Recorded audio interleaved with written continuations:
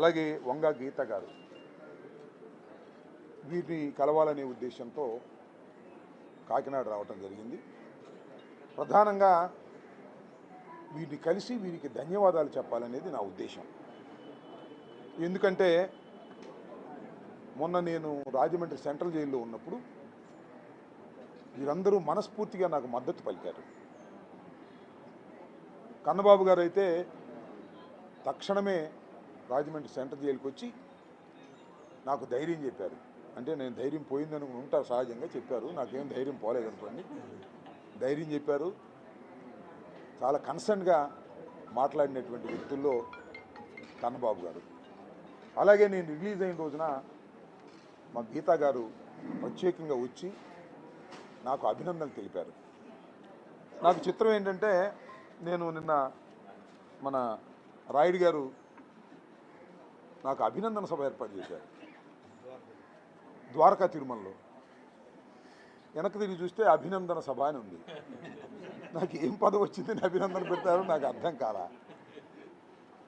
ఇక్కడ మీరు గమనించవలసింది ఏంటంటే, నేను జైలుకు వెళ్ళొస్తే నన్ను అభినందిస్తున్నారు. దాని అర్థం ఏంటంటే, రాంబాబు గారు మిమ్మల్ని జైలుకు పంపటం అన్యాయం అని దాని అర్థం. దానితో పాటు ఇంకొక అర్థం ఏంటో తెలుసా? రాంబాబు గారు మీరు జైల్లో ఉన్న చాలా ధైర్యంగా ఉన్నారు, మాకు ధైర్యాన్ని ఇచ్చారు క్యాడర్కి అనేది కూడా నాకు అర్థమవుతుంది. దానితో పాటు నన్ను జైలు పంపటానికి, నా మీద కేసులు పెట్టడానికి ప్రధానమైన కారణం ఆ రోజున నేను చంద్రబాబు నాయుడు గారిని దూషించానని పెట్టారని నేను అనుకోవటంలా. ఎందుకంటే దూషించానని ఎవరైనా అనుకుంటారు, పొరపాటున నోరు జారానని వెంటనే గంటల వ్యవధిలోనే నేను క్షమాపణ చెప్పేశా. అయినా నన్ను జైలుకి పంపారు, నా ఇంటి మీద దాడి చేశారు, నా ఆఫీసు మీద దాడి చేశారు. బహుశా చరిత్రలో ఎప్పుడు ఇంత దారుణమైన దాడి జరగలేదు. చరిత్ర చూసుకోండి. తెలుగుదేశం వారికి కూడా చెప్తున్నా, జనసేన వారికి కూడా చెప్తున్నా, ఒకసారి వెరిఫై చేసుకోండి.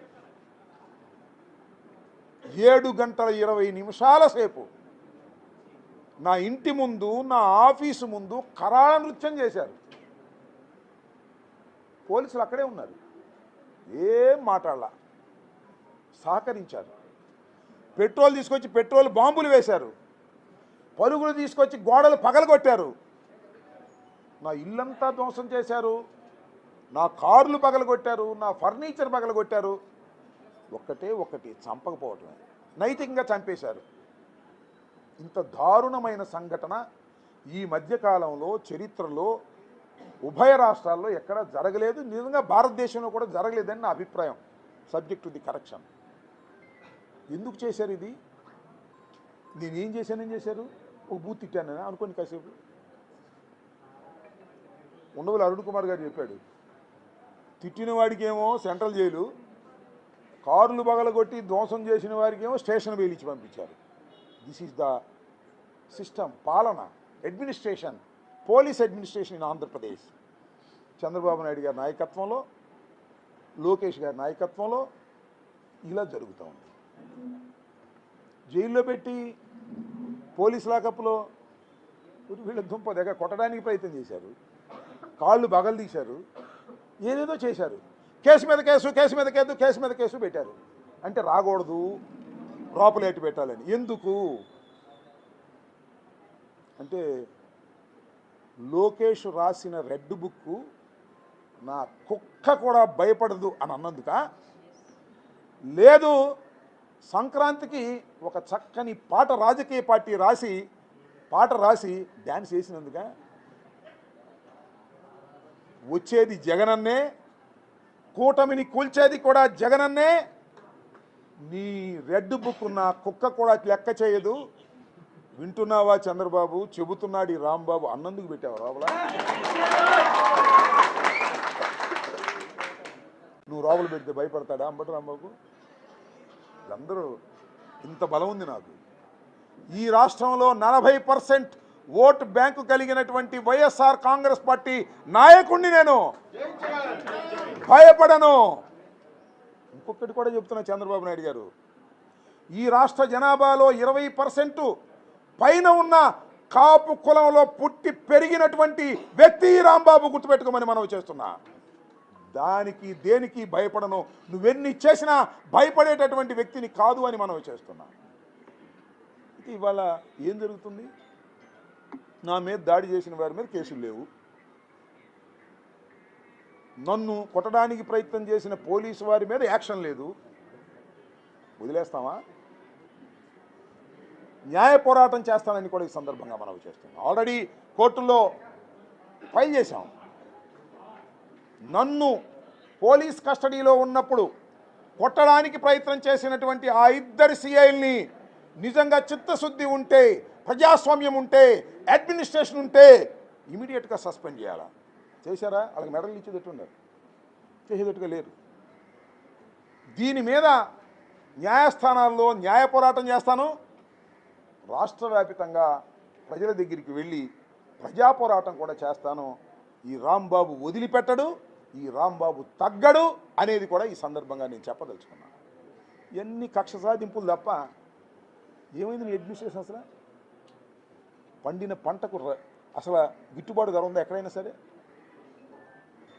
ఒడ్లు కొనేవాళ్ళు ఉన్నారా? పండిన పంట కొనేవాళ్ళు ఉన్నారా? మొత్తం టోటల్ అడ్మినిస్ట్రేషన్ అంతా కూడా గాలికి వదిలేసి కక్ష సాధింపులే తప్ప మరొకటి లేదు. అమ్మడి రాంబాబు నోరు మెదుపుతున్నాడు, అమ్మడి రాంబాబు మీద కక్ష సాధిద్దాం, లేకపోతే మరొకళ్ళు నోరు మెదుపుతున్నారు, వాళ్ళ మీద కక్ష సాధింపు చేద్దామని. ఇవన్నీ ఏమవుతాయి? చివరికి మీకు సెల్ఫ్ గోల్ అయ్యి మీకు మీ పతనానికి దారితీస్తుందనే విషయాన్ని కూడా మీరు గమనించాలని సందర్భంగా మనం చేస్తున్నాం. ఇప్పటికైనా ఈ కాకినాడ నుంచి డిమాండ్ చేస్తున్నా, నా మీద కేసులు పెట్టారు, లోపల పెట్టారు, I can face it in the court. కానీ నా ఇంటి మీద దాడి చేసినటువంటి వ్యక్తుల మీద మీరు ఖచ్చితమైన యాక్షన్ తీసుకోండి మీకు బుద్ధి ఉంటే. పోలీసులు ఎవరైతే నన్ను కొట్టడానికి ప్రయత్నం చేశారో వారిని సస్పెండ్ చేసి విచారణ జరపండి మీకు చిత్తశుద్ధి ఉంటే. మీకు చిత్తశుద్ధి లేకపోతే న్యాయస్థానాల ద్వారా ఇవి జరిగేటట్టు చూస్తాం. న్యాయస్థానాల్లో లాంగ్ ప్రొసీజర్ జరిగితే 3 సంవత్సరాలు దాటితే మళ్ళా ఈ రాష్ట్రానికి జగన్మోహన్ రెడ్డి ముఖ్యమంత్రి కాబోతున్నాడని కూడా నేను స్పష్టంగా చెప్పగలను. నేను కిర్లంపూడి వెళ్ళాను, నేను రాజమండ్రి వెళ్ళాను, మొన్న ద్వారకా తిరుమల వెళ్ళాను, ఇవాళ కాకినాడ మన కన్నబాబు గారి దగ్గరికి వచ్చాను, మళ్ళీ ఇప్పుడు త్రిమూర్తులు గారి దగ్గరికి వెళ్తున్నాను. ఎక్కడికి వెళ్ళినా ప్రజల్లో కసి పెరిగింది.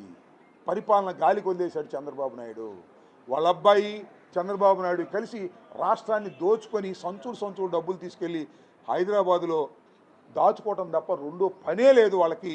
అడ్మిషన్ అంతా కొలాప్స్ అయిపోయింది, రైతులు సర్వనాశనం అయిపోయే దశకు తీసుకువెళ్ళారు.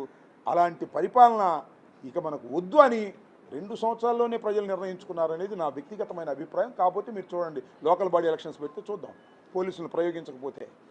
ఇవన్నీ కూడా మీ అందరి ఆశీస్సులతో ప్రజా వ్యతిరేకత మూటగట్టుకున్నటువంటి ఈ ప్రభుత్వాన్ని దించేంత వరకు కూడా మనం అందరం కలిసికట్టుగా పనిచేద్దామని ఈ సందర్భంగా నేను మనవి చేస్తున్నాను.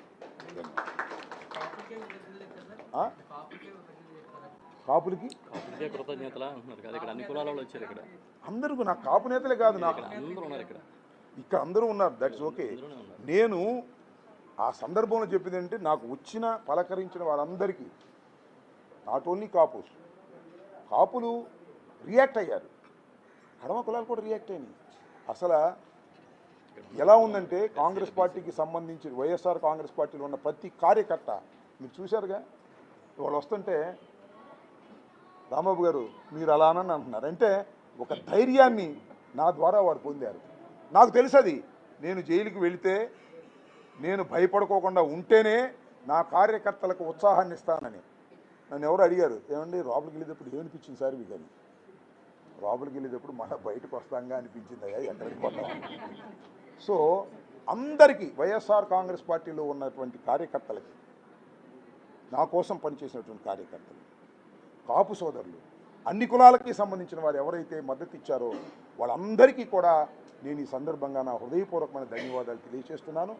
మరొక అంశం ఏంటంటే, కాపులు వైఎస్ఆర్సీపీలో లేరు.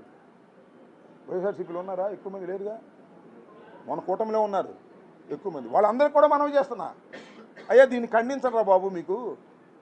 ఎందుకంటే సరే ఆయన ఎవరో ఖండించడం మానేశాడులే. నేనేదేంటంటే ఇవాళ నాకు జరిగింది, రేపు మీకు జరిగింది. ముద్రగడ పద్మనాభాన్ని జరిగింది, అంతకుముందు పతనం అయింది పార్టీ, వాళ్ళ పార్టీ. అవునా కదా? ముద్రగడ పద్మనాభం గారిని తీసుకెళ్ళి జైలు లాంటి ఒక హాస్పిటల్లో పెట్టి ఇష్టం వచ్చినట్టు చేసి వాళ్ళ భార్యను తిట్టి వాళ్ళ కొడుకుని తిట్టి చేశారే. పడిపోలా ప్రభుత్వం? ఇలాంటి చర్యలు చేస్తే పడిపోవా ప్రభుత్వాలు? మరొకసారి చెప్తున్నా అందరికీ, not only Kapus, YSR Congress party ఉన్న 40% ఆఫ్ ఓట్ బ్యాంక్ ఉంది మాకు. ఇప్పటికీ మొన్న అది ఇప్పుడు 50 ఉంటుంది, అది వేరే విషయం, అది లెక్కలు లేవు కాబట్టి. అదర్ కమ్యూనిటీస్ అవి అయిపోయినాయి. అదర్ కమ్యూనిటీస్ అందరూ కూడా ఎవరైతే ఈ అన్యాయాన్ని ఖండించారో, అంతేకాదు మీకు ఆశ్చర్యపోతారు మీరు, సుజనా చౌదరి గారు ఖండించాడు, నారాయణ గారు ఖండించాడు, జడ్జి గారు మన ఆయన పేరేంటి శ్రావణ గారు, జడా శ్రావణ గారు ఖండించారు. అక్కడ దాకా ఎందుకు, జనసేన రజనీ అనే అమ్మాయి ఖండించింది, జనసేనలో ఉండి కూడా. ఇతర పార్టీల్లో ఉన్న బహిరంగ ఖండించిన వాళ్ళు ఉన్నారు, లోపల ఖండించిన వాళ్ళు ఉన్నారు. నాకు ఫోన్ చేసి రాంబాబు గారు ఇది అన్యాయం, మేము తెలుగుదేశంలో ఉన్నాం, మేము బయటపడటం బాగుంది చెప్పిన వాళ్ళు తెలుగుదేశం నాయకులు ఇంతమంది ఉన్నారు. అన్యాయాన్ని ఖండించాల్సిందే ఎవరైనా సరే. చాటును ఖండిస్తారా, బహిరంగం ఖండిస్తారా అనేది బహిరంగ ఖండించిన వాళ్ళు మీకు తెలుసు, చాటులుగా ఖండించిన వాళ్ళు నాకు తెలుసు. చెప్పమ్మా.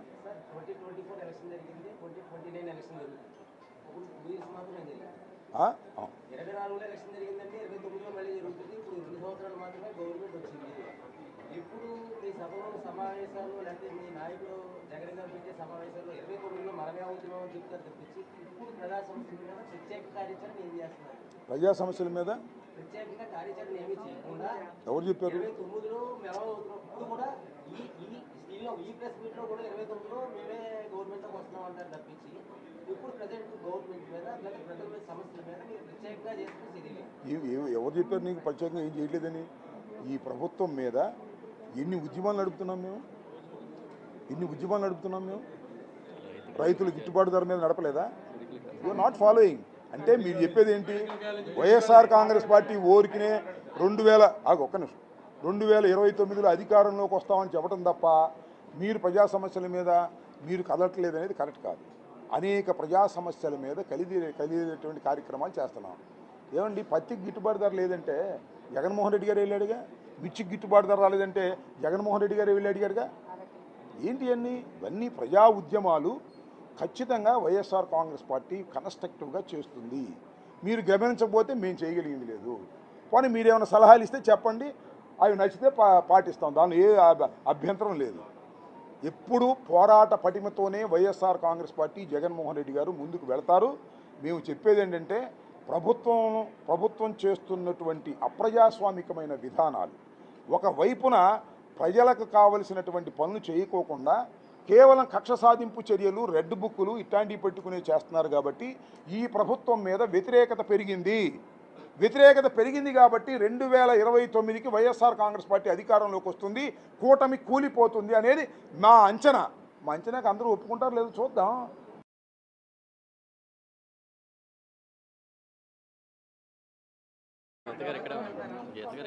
పిఠాపురం ఏమన్నా నిషేధిత ప్రాంతమా? వెళ్ళకూడదా నేను? అలాగే అది కాదు, నేను ఒక మాట చెబుతా. పిఠాపురం ఈ టూర్లో వెళ్ళట్లేదు, మళ్ళీ వెళ్తా. పిఠాపురం ఏమి నిషేధిత ప్రాంతం కాదు, అక్కడ ఎవరు వెళ్ళడానికి వీలేని కాదు. సోదరు ఉంది, ఆమెను కన్సల్ట్ చేసి గ్యారంటీగా మీరు అడిగారు కాబట్టి పిఠాపురం వెళ్తా. అవసరమైతే కుప్పం కూడా వెళ్తా. నిషేధిత ప్రాంతాలు ఏమన్నా? మంగళగిరి రోజు వెళ్తున్నాం. నేను తగ్గేదే లేదని పద్దాకా అవసరం లేదు. మీరు నన్ను చూస్తేనే మీకు అర్థమైంది తగ్గుతానో లేదు.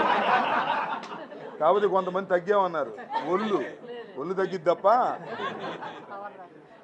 పవర్ కాదు, పట్టుదల, కసి. నేను ఒకటే మనవి చేస్తున్నా. ఎంత దుర్మార్గం అండి! ఒక బెయిల్ వస్తే ఇంకొక కేసు వేస్తారా? ఇంకో దానిలో బెయిల్ వస్తే మళ్ళీ ఇంకొక కేసు వేస్తారా? ఏ అన్నాలు పెట్టుకుంటారు నన్ను? 36 కేసులు పెట్టారు మొత్తం. ఏంది ఇది? నాకు 68 సంవత్సరాలు, కానీ ఎక్కడ భయపడలేదు. ఎందుకు భయపడలేదు నేను చెప్పండి? మీరందరూ ఉన్నారని నేను భయపడలేదు. వైఎస్ఆర్ కాంగ్రెస్ పార్టీ ఉందని నేను భయపడలేదు, జగన్మోహన్ రెడ్డి నాకు అండగా ఉన్నాడని భయపడలేదు. అంటే సింపుల్. భయపడి బ్రతికే కంటే ధైర్యంగా చావటం మేలని నమ్మేవాడిని నేను. అవసరమైతే ప్రాణాలకు తెగించైనా పోరాడతా. ఎందుకంటే చాలామందిని చంపాడు చంద్రబాబు నాయుడు, తడిగుడ్డలతో గొంతులకు చంపేశాడు. అలా చంపేస్తాడు. ఏదైనా చేస్తారు వాళ్ళు. కుట్రలు కుతంత్రాలకి నిలయం చంద్రబాబు. అందువల్ల ఎక్కడ తగ్గేది లేదు, పవర్ తగ్గేది లేదు, ముందుకు వెళ్ళేదే. ప్రజా ఉద్యమాలు నిర్మిస్తాం, ప్రజా వ్యతిరేక పోరాటాలు చేస్తాం. ప్రజా వ్యతిరేకంగా ఉన్నటువంటి వాళ్ళని, అంటే ప్రజా వ్యతిరేకంగా చేస్తున్నటువంటి చంద్రబాబు మీద పోరాటాలు చేస్తాం. నా పోరాటం కూడా ఆగదు. అటు న్యాయ పోరాటం, ఇది ప్రజల పోరాటం. దీన్ని ఏంటది నువ్వు ఏ విలేకరు ఏంటి దాసరి శ్రీను అక్కడ నీకేమో రాలేదా? మరి ఆయన అడిగి తెలుసుకోరు. 10 రోటికాడ పాట పాడుతున్నాడు. Please subscribe. News.